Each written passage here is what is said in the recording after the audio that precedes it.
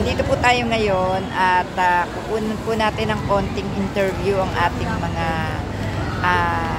karespe-respetong mga senior citizen na nakararanas ng hindi maganda sa mga patakaran ng mga humahawak ng senior citizens. Okay po, ate, ano po yung masasabi nyo?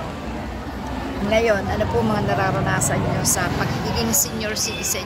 Okay naman, kaya lang ngayon lang talaga nakapag-antay ng matagal.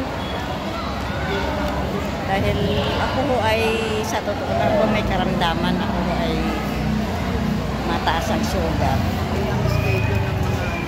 Pero kung iniintay nyo yung pambili nyo ng sana, kaya kayo narito. Ano po? ay yan ang sabi nila, di sana pandagdag man lang. Ay, Magkano po ba ang inyong natatanggap? wala ho, Ganito? wala ho. Pag ganito po, na may mga ipinamimigay na cash, Yun lang ho, 500. 500, pagtitiis ka ng gutom, Oo, lalakad ka sa initan, yun lang. may sakit ka pa, nasaan na kaya ang hustisya? Ano po? Grabe.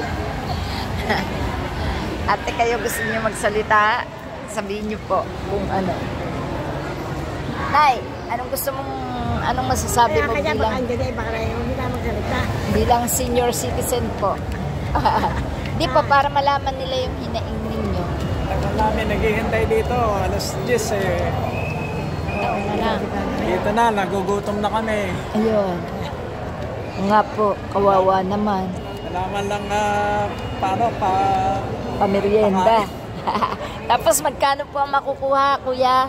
500. 500. Tapos, matisod ka pa dyan, ma-heat stroke ka pa. Sapat kaya po yung 500?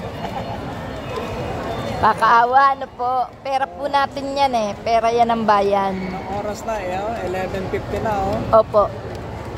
Yan po ay pera din natin. Yan po yung ating pondo. Yan po yung mga iniaambag natin. Pag tayo po ang sinisingil nila sa tax, hindi tayo makapagpahintay sa kanila.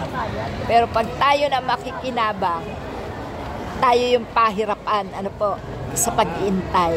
Yan po yung totoo. Opo. So, Gutom na kami, nagugutom na. kailangan nyo pong masabi ang inyong nararamdaman sapagkat sa pagkakataong ito po, ang gobyerno natin ngayon ay masyadong mabagal. Bukod sa mabagal, korupsyon, kaya nahihirapan ng tao. Gugutom na kami. Isipin nyo po, dapat po natatanggap ng mga senior ngayon, kahit 2,000 man lang, sa isang puntahan, sa ganito. Kasi, since po nung umidad tayo ng 18, nagtrabaho tayo, nag-aambag na tayo sa gobyerno, naiipon na yung pera natin na pondo, pero hindi natin napapakinabangan, di po ba? Ito lang po, programa ng senior citizen. Pa-birthday daw ito, halagang 500. Kailan ka nagbe-birthday? Kada taon. 1 beses sa isang taon. Di man lang nila magawa man lang na 2,000 ang pa-birthday sa mga tao, sa mga senior citizen, pambiling pansit at cake man lang.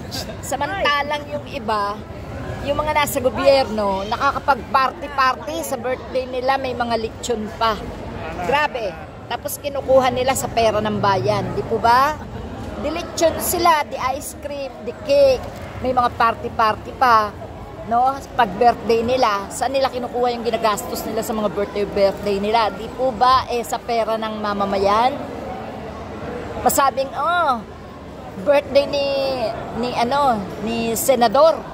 Punta tayo. Wow, nakalitsyon. May inuman, may lahat. Kaninong pera yung ginagamit doon? Di ba pera ng bayan? Pera nating mamamayan? Ambag natin yan. Tapos yung mga nag-ambag, kagaya na lang ng ating mga senior citizen, birthday 500? Ano mabibili mo sa 500? Kulang pampambili ng gamot sa lagnat. Grabe po nangyayari. Kaya po, mga nanay, mga ate, mga kuya, sabihin nyo yung mga nararamdaman nyo para matauhan yung mga nasa gobyerno. Kasi sobra na eh. Tayo nagpapasweldo sa kanila. Yung nilulustay nila pera natin. Pag tayo nangangailangan, ganito, pahirapan. Samantalang sila, mga nakaupo, dukot lang sila ng dukot sa bangko natin. Kinukuha yung pondo ng bayan, di ba? Ganyan po sistema ng gobyerno ngayon. Mula po noong 2016, puro nakawan na nangyayari.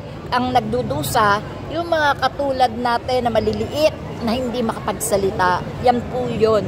Salamat po at ako si Aling Marie, yung pong isang vlogger na nagsasalita talaga laban sa mga katiwalian ng gobyerno. Salamat, Nay, ate. Thank you po. Opo.